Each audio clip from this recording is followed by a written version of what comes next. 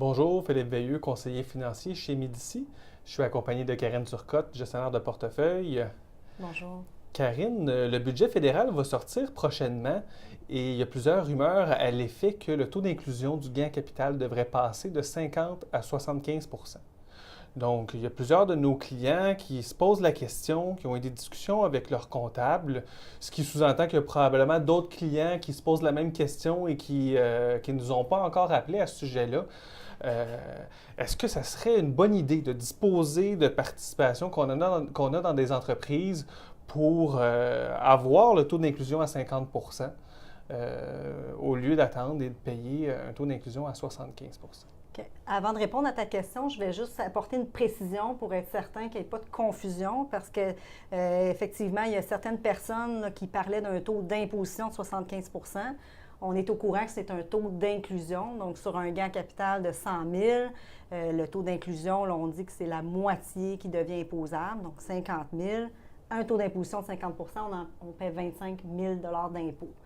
En faisant passer le taux d'inclusion, et on parle bien de rumeurs, on ne sait pas si ça va être vraiment concrétisé dans le budget, de passer de 50 à 75 ça montrait ce taux-là à 37 d'impôt payé sur le gain en capital.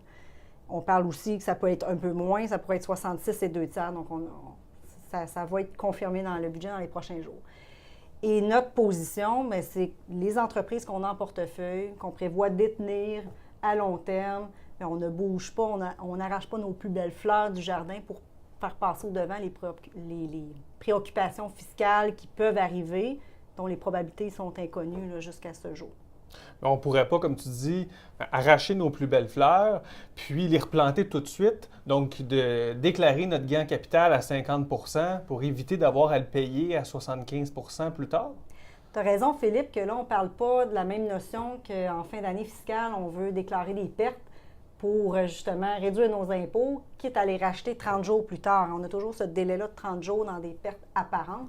Pour les gains, oui, tu peux réaliser les gains et racheter immédiatement au même prix puis dire je vais profiter là, du rendement futur dans mon titre. Mais n'oublie pas qu'il y a de l'argent qui doit partir immédiatement à l'impôt. Donc, sur un 100 000 de gains, il y a un 25 000 que tu ne pourras pas réacheter de ces titres-là.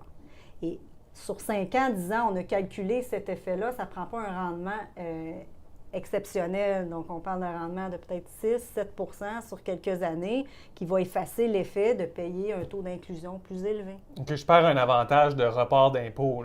Si je vends pour 100 000, je vais juste avoir 75 000 à réinvestir. Ah, tout à fait. Et ça, on pense que ça vaut effectivement pas la peine de le faire. Donc, si je comprends bien, on n'a rien à faire?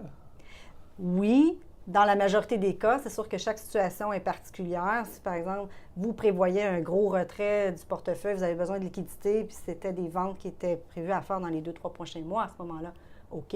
Ou un titre qui était prévu à être vendu. Donc, ces situations-là, oui, mais ce qui n'était pas prévu, c'est effectivement rien à faire, oui. Merci, Karine.